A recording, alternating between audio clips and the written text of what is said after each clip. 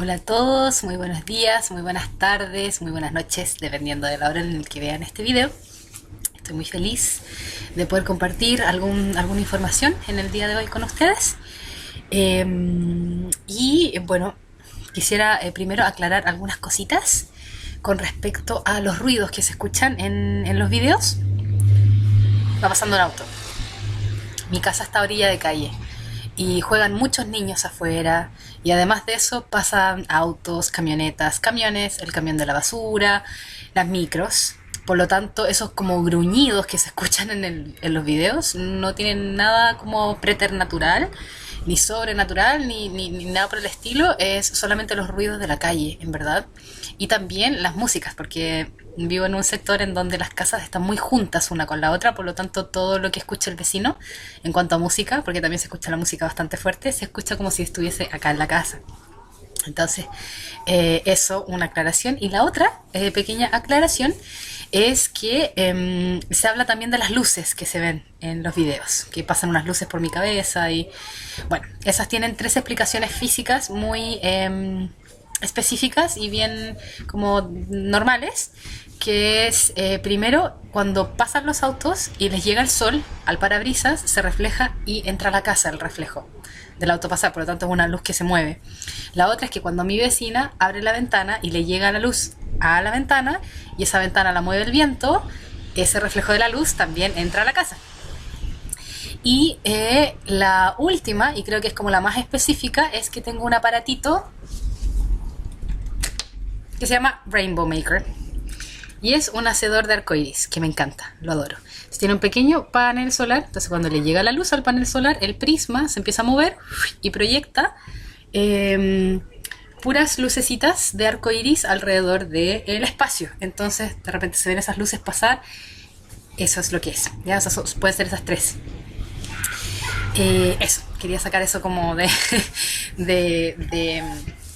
la mesa para que se sepa que no son cosas sobrenaturales que ocurren con los videos, son cosas particulares que ocurren en mi casa, como por la proximidad a los vecinos, a la calle y todo lo demás.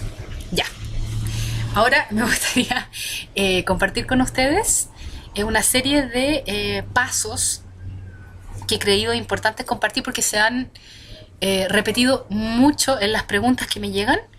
La misma serie de preguntas, entonces como que ya superó el límite de lo que yo creo que es como es una buena cosa hacer un video con esto para que la información quede ahí, porque me doy cuenta de que se necesita y que es necesario y de que puede ayudar a muchas personas que estén en una situación similar a la que estaba pasando yo. Entonces la idea de este video es precisamente eso, es intentar hacer una pequeña como lista de las cosas positivas en orden que se pueden llegar a hacer, que se deben hacer cuando uno siente que le están empezando a pasar cosas extrañas y cuando uno no está seguro de qué es lo que está ocurriendo. Entonces sirven por un lado para discernir qué es lo que está pasando y por otro lado también para tomar cartas en el asunto. Cosas que uno puede hacer sin la necesidad de, o sea, no es que no sea necesario en un caso como el mío de posesión llegar a un exorcismo, pero sí para poder ir ayudándose en el camino, porque tenemos muchas herramientas en la iglesia para poder ayudarnos en un camino que puede ser de infestación, que vendría a ser como actividad demoníaca en la casa, cuando se ha jugado a la ouija o se han leído las cartas del tarot o se ha hecho en ritos y han quedado como estas puertas de tránsito abiertas de entrada y salida de demonios, o cuando uno tiene vejaciones que vendrían a ser como las sensaciones tanto psicológicas como físicas de dolores corporales como arañazo, dolores de cabeza, como todas las cosas que pudiesen sentirse como que son de dentro pero que en realidad vienen desde fuera. La obsesión, que es cuando ya el pensamiento, hay pensamientos obsesivos y que no paran, que no lo dejan a uno en paz, como la idea del suicidio, como varias cosas. Y también está ya el grado como más grave de las enfermedades espirituales, que vendría a ser el caso ya de la posesión, que es cuando un demonio realmente ha hecho hogar en ti. Entonces, la idea es ordenar un poco los pasos que ayudan y que sirven y que yo también fui tomando en este proceso, ya de una manera más metódica, más ordenada, porque hubieron algunos que yo los hice tercer paso y ahora lo voy a nombrar como el paso primero, pero es porque, claro, de la manera que me fueron ocurriendo las cosas a mí, hubo un pequeño desorden también en la limpieza de la casa, por ejemplo, que es genial que sea lo primero que se hace, pero en mi caso yo no me enteré de eso hasta más tarde cuando me lo pidió el sacerdote, entonces yo ahí recién saqué los objetos de mi casa. Entonces ahora tengo esta como listita que he elaborado para responder a esas preguntas, con un orden bastante claro para que sea mucho más simple, más llevadero, más fácil de alguna manera ayudarse a sí mismo si uno siente que está en una situación de cualquiera de las opciones que acabo de mencionar. Entonces, para partir en este orden, es la limpieza de la casa. Entonces, la limpieza de la casa va a ir de la mano con sacar todo lo que esté en el hogar que no sea de Dios. Y con eso nos referimos a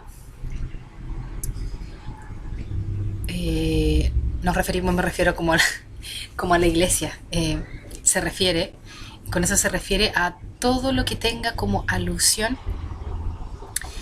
a cosas que apunten a una espiritualidad distinta, por ejemplo, los pequeños budas, todo lo que tenga que ver con ritos, ya que pueden ser ritos aborígenes, indígenas, pachamámicos o de otra índole. Entonces, por ejemplo, los inciensos, las sage, como estas cositas que se queman, los palos santos, todo lo que tenga que ver con piedras, ya como con las piedras que canalizan energías, entre comillas, o sea, los cuarzos, las amatistas, toda la derivación de distintos tipos de cuarzos que hay, porque son muchísimos, todas las piedras que se puedan como llegar a pensar que son conductoras de energía o que han sido utilizadas para terapia, fuera, todas las cosas, implementos, objetos que uno tenga en la casa, que hayan sido utilizados precisamente para este tipo de cosas, ya sea para ritos, para terapias alternativas que estén dentro de este grupo de terapias que son las nocivas,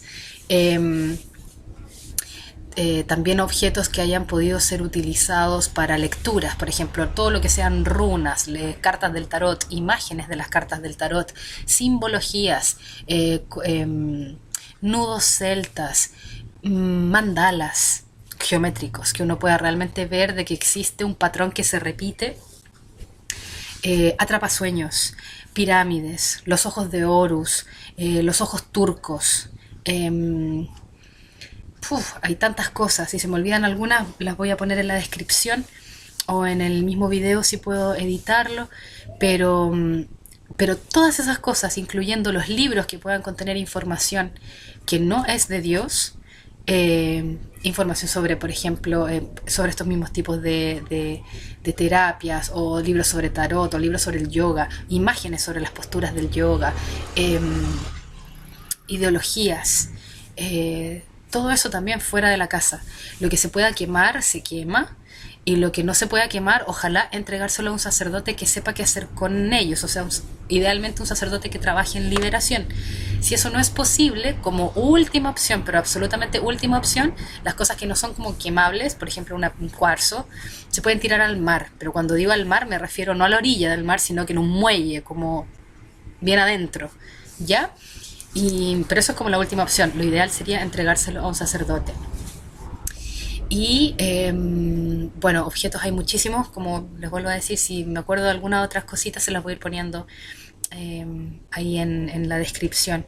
Los mandalas hechos con lana, pues hay tantos objetos que uno no tiene idea, pero un tip a lo mejor para eso sería, cada vez que llegue un objeto nuevo a la casa, un regalo, o si están en el proceso de conversión, ir mirando en la casa, buscar aquellos objetos que parecieran tener algún tipo de simbología, buscar el origen. Siempre se puede buscar el origen de los objetos, y si el origen remite a una deidad en particular o a un tipo de espiritualidad en particular, está descartado, porque todo eso vendría a caer como dentro de la categoría de la idolatría. Entonces no es como adorar a otros dioses sin saber qué es lo que tú estás haciendo.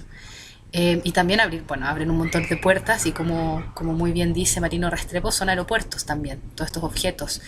¿Qué significa? Que si hay un espíritu maligno dando vueltas por ahí, encuentra un objeto, este tipo de objetos, y se instala ahí, por lo tanto desde ese lugar puede influenciar a las personas que están en la casa.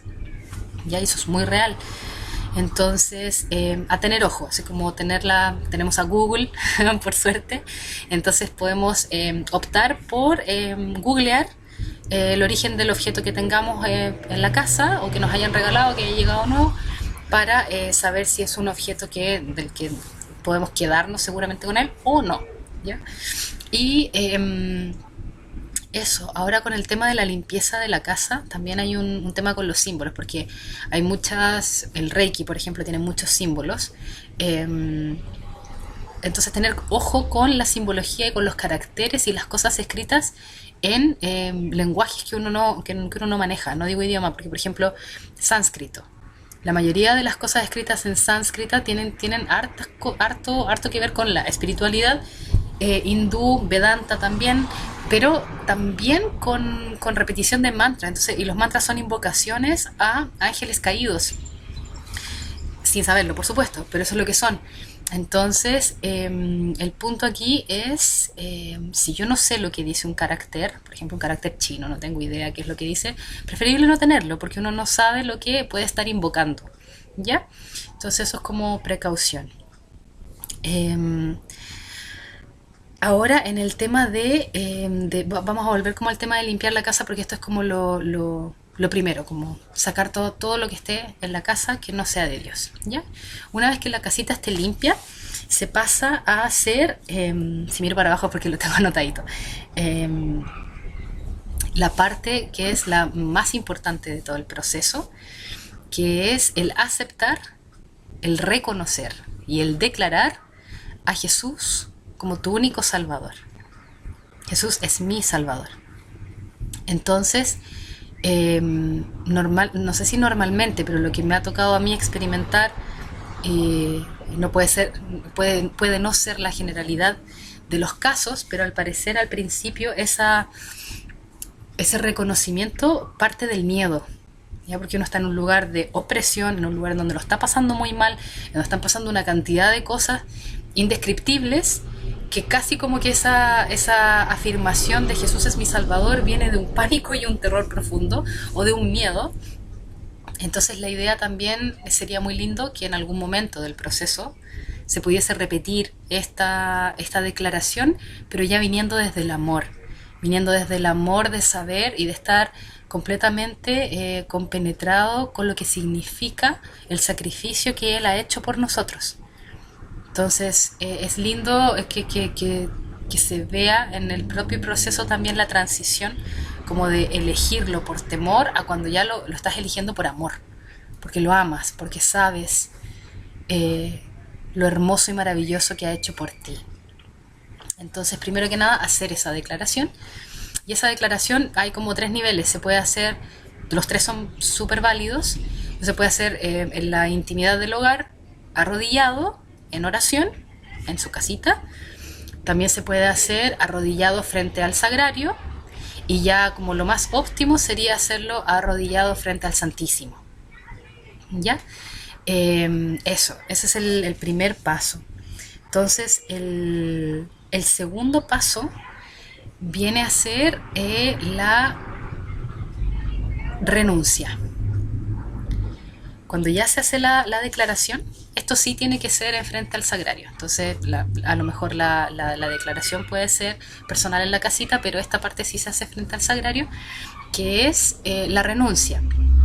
Y la renuncia consiste en tener un listadito porque uno se lo olvida, todas las prácticas en las que uno incurrió, o las cosas o los pecados que te alejaron de Dios, que de una u otra manera se interpusieron en tu relación con Dios, que quebrantaron esa relación. Por ejemplo, no sé, en mi caso era el yoga, el reiki, y todas las otras terapias. Y para otras personas puede ser, no sé, la envidia o el concubinato, o pueden ser distintas cosas para cada cual. Pero la idea es arrodillarse frente al sagrario y hacer una renuncia formal en frente de Jesús. Y decir, en el nombre de Jesús, yo renuncio a la práctica del yoga. En el nombre de Jesús, yo renuncio a la práctica del Reiki. En el nombre de Jesús, yo renuncio al adulterio. En el nombre de Jesús, yo renuncio. Y ahí, cada uno va a ir con su propia lista, diciendo qué es a lo que renuncia, ¿ya? Y una vez que esa renuncia está hecha, aprovechando que están en la iglesia, viene la confesión, ¿ya? Entonces, la confesión es recomendable que uno tenga un cuadernito de confesión, una agendita chiquitita, algo pequeño que se puede echar al bolsillo, que uno lo puede andar trayendo todos los días, porque de repente en un día uno cayó 3 veces, porque, no sé, le dijo algo a la persona que iba cruzando la calle, porque iba cruzando mal y uno iba en bicicleta y se te sale y ya transgrediste tu amor al prójimo, no 1, 2, 3 veces al día. Entonces es bueno tener un cuaderno para ir anotando, porque el enemigo es experto en que a uno se le olviden las transgresiones. ¿Ya? ¿Por qué? Porque a él no le conviene que nosotros estemos en estado de gracia, porque nos convertimos realmente en luz y sal de la tierra. Entonces no es conveniente para él, y trabaja muchísimo para que a nosotros se nos olviden las cosas que tenemos que confesar. Por lo tanto, cuando uno llega al confesionario sin una lista, ten por seguro que se te va a quedar algún pecado en el tintero, y él está feliz con eso, aunque se te haya quedado una cosita porque no estás en estado de gracia. Entonces no te haces contagioso para los demás si no estás en estado de gracia. Entonces no le conviene que los demás quieran estar en ese lugar y que quieran luchar por ser mejores personas, ¿no? Entonces eso, tener su cuadernito ahí de confesión. Y después de que ya ha pasado esos pasos, es muy bueno hacer un compromiso real con la misa diaria. O sea, eso debería ser como un compromiso de todos nosotros católicos, pero para una persona que está sufriendo de alguna enfermedad espiritual es un requisito, o sea, es una obligación, ¿ya? La misa diaria no es algo que uno se pueda saltar estando en una situación así, porque es la mejor medicina para el alma. Es Jesús mismo el que viene a reparar lo que necesita ser reparado. Entonces no hay mejor doctor que Él. O sea, ustedes pueden rezar todo lo que quieran, orar todos los rosarios, pero si no está la comunión, si no está Él ahí presente, es muy poco lo que van a poder hacer realmente para fortalecerse a ustedes mismos, a través de que Jesús los viene a fortalecer, nos viene a fortalecer, para que nosotros podamos realmente dar la batalla, realmente pelear como un guerrero espiritual verdadero. O sea, si no lo tenemos a Él dentro, es imposible que tengamos la fuerza, tanto fuerza de voluntad como fortaleza interior, para poder caminar para poder andar ese camino, ¿ya? Entonces misa diaria.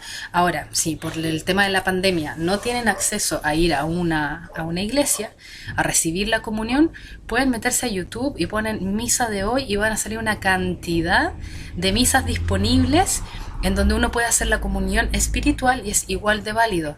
Además, las misas de los días de semana no duran más de 20-25 minutos. Es la misa del día domingo la que dura 30-40 minutos máximo. Entonces no es tanto el tiempo. También existen unas medallitas que son las de San Benito, que son muy potentes como sacramentales, muy muy potentes. Y existen algunas que son grandecitas, que también se pueden poner en la parte de afuera de la puerta de la casa, con su bendición, porque las medallas de San Benito tienen una bendición especial, que hay que imprimirla y llevársela al sacerdote para que la pueda leer y le dé la bendición a la medallita, que es con agua bendita. Así que si tienen agüita bendita la pueden llevar. Bueno, también obviamente en la iglesia hay para que la pueda hacer, y también se pueden colgar en la puerta, ahí, eso sí, por fuera, como en la parte de la puerta por fuera. Y eso serían como los pasos a seguir para una persona que se está viendo en una situación similar a la mía, o vejación o infestación, o que se siente un poco rara y no sabe qué es lo que está pasando, y tiene como la sensación de que pudiese ser algún tipo de aversión a lo sagrado, ¿no? Como sea, lo pueden intentar ver, pero funciona. Funciona muy, muy bien. Y, y lo otro que me gustaría también agregar a esto como ya último paso es que cuando una persona ya tomó un camino de liberación y de sanación y está en un camino de conversión, es muy provechoso consagrarse a Jesús a través de María. Es algo bellísimo. Creo que una de las fórmulas más lindas que conozco y con la que me consagré yo es la fórmula de Montfort. Y recordar también de que lo que uno está haciendo es consagrándose a Jesús. Porque nosotros no nos consagramos a la Santísima Virgen María. Nosotros nos consagramos a Jesús a través de ella. Porque nos sentimos indignos para presentarnos directamente a Jesús. Entonces acudimos a ella para que ella nos acerque. Pero no nos consagramos a ella, porque es bueno hacer esa distinción, porque hay un orden con las cosas. Entonces yo no estoy consagrada a María, yo estoy consagrada a Jesús a través de María. ¿Ya? Eso. Entonces, y lo último que quisiera compartir en este video tiene que ver con el tema del pecado. Porque por mucho de estas cosas que podamos hacer, claro que nos van a ayudar, pero si nosotros estamos en un camino, o sea, San Pablo nos dice que nosotros no podemos caminar en tinieblas y decir que somos de Dios, ¿verdad? Entonces, si hay cosas en la vida que son necesarias arreglar, buscarle la solución, arreglarlas y ponerlas en orden, porque mientras nosotros estemos viviendo en pecado, va a ser absolutamente imposible que Satanás nos deje en paz.